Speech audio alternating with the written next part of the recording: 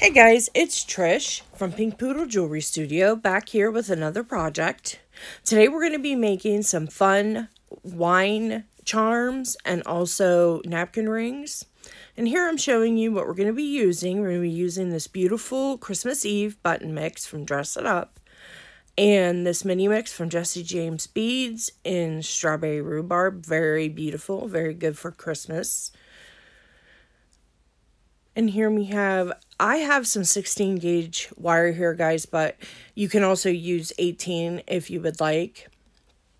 And then you're going to need some kind of bottle to put your ring around to shape it. A flush cutter, a round nose, and a chain nose plier. And we're going to get started here, guys. I'm going to cut our 16 gauge wire at about 5 1/4 inches. And I'm going to cut 4 pieces so we can make 4 wine charms. But if you want to make more wine charms, you can certainly cut more. And I'm just going to warm that wire up with my hand, straighten it out a bit before I put it down on the ruler to cut. And this wire is actually a copper core wire. You could also use some German style wire from Beading. It is actually a little bit stronger than the copper core wire. So you could probably really get away with an 18 gauge in that pretty easily. And we're just trimming the last one here. And then again, I'm just running my fingers over to warm up the wire to try to straighten it out a little bit, get it ready to be used.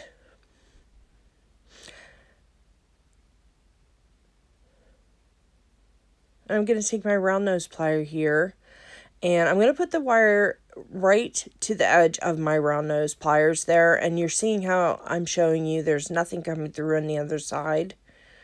And you're going to want to roll your wrist and keep adjusting your plier as you roll into a loop there. And then once you have your loop, you can start beading on or putting on your beads, adding on your buttons. I like to use the tiny buttons on my wine charms as well, but unfortunately my 16 gauge would not fit through the hole. So that's another reason to use an 18 gauge wire. You could add some tiny buttons into the mix, you know, between the beads or something like that. It would be adorable. And here I'm just still stringing on my beads, and what I did is I did a symmetrical pattern on either side. So I do one side and then slide my button on and then do the matching side. But you would not have to do that. You could, you know, design it any way you like. As long as the beads will fit on the wire, you can just go for it. And you can see here I slid on my Santa button. Now you want to, when you're making these, and for myself anyway, I want to use the ones that have the up and down shanks, not the horizontal ones, because that way, which is the vertical ones, that way then when you put it on there, it's going to sit up straight and you're going to be able to see the image of what it is, as you can see there with my Santa. So here, guys, I was showing you, we're going to do our bend at the end of our wire now. And I'm putting my chain nose pliers on, and I don't want the wire to be sticking out at all. And I'm just going to bend that backwards. And you can see the angle of the wire there. And that's going to ensure that when you have your wine charm on, or your piece around a napkin, that it's not going to pop out for you. It's not going to come loose. And here I'm just showing you, you want the loop facing forward and the hook facing forward before you put it on your bottle, because it just makes it easier, because it's not going to get in the way of your bottle. And you can see here I'm just starting to shape it around my nail polish bottle there. You can use anything that works to the size that you like, but I found the nail polish bottle was like the perfect size for the 5 1/4 wire. And I'm just pressing that into the nail polish bottle, just in increments, just trying to get it shaped. You don't want to kind of push it all at one time because you may crack your beads or break your button shank, and you don't want to do that. And I'm showing you the position. You want your wire to be, your bent wire to be facing up and your ring to be flat so they can hook into each other. And I'm just going back here. I'm just shaping the end a little bit more just to give it that shape that I want.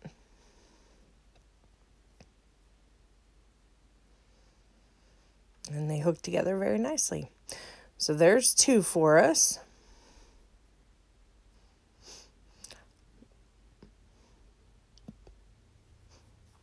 I'm going to go ahead here and do one more for you. I'm showing you that they are the Christmas gifts that come in this mix. Super, super cute. And I'm just going to prepare my wire. I'm going to make my loop on the end. Same process. And I'm going to put string on half of the bead design that I want. And you can see I'm just picking through my beads there to see what I like. And some of them are a little snug going on, and the main reason for that is you can see my wire is not perfectly straight. If you have a wire straightener, you know, I totally recommend using it. If you don't, just take your time and straighten the wire out with your hands, and it'll make things a lot easier for you for stringing. And the same thing, I did half my beads, and now I'm siding my button on, and we're going to do the other side. I'm just making sure, see here, I don't want the beads to be behind the package because it will be too much pressure on the back of the package, and I don't want it to break the beads again or, you know, break the shank on the button. So I'm just kind of fiddling with it there, making sure I have it because the package is pretty close to the wire. Now, if you have buttons that sit out away from the wire, like the Santa, you know, if beads go behind it, it's not a big deal. But just kind of be aware of that. You could also string, like, if you wanted something in there, you could put some seed beads in there, and that would work super well. Probably wouldn't go on the 16 gauge, but you could, you know, get it on another gauge probably pretty easily. And I'm just doing the same thing here, just shaping it around my bottle. Just piece by piece. If you do it all at once, try to do a big bend in it, you're going to get like a crick in your wire, and it's not going to look nice. So you definitely want to take your time here getting it into the shape that you like. I'm just rubbing it with my fingers, and there, I'm happy with that. So again, I'm going to take my chain nose pliers in and bend that wire back.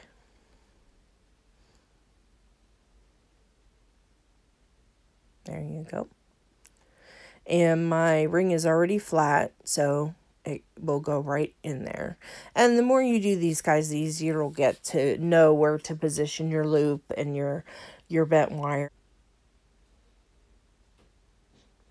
And here we're just preparing our 4th wine charm, and same thing, guys. Here we're going to put on half of our beads and then string our really cute button on.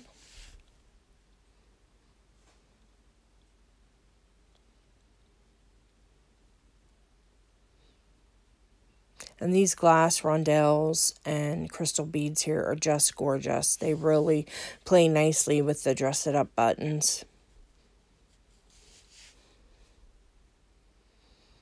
So cute. And I think I'm going to make some more of these. I'm going to make these for gifts for some family members and some friends. I'm sure they'll go over quite well. And remember, you can use any color of wire, any type of any type of button there, and you know, whatever size of button you like. If you don't like the bigger buttons on it, you can certainly use a smaller size. But here we go, guys. Here is our finished product.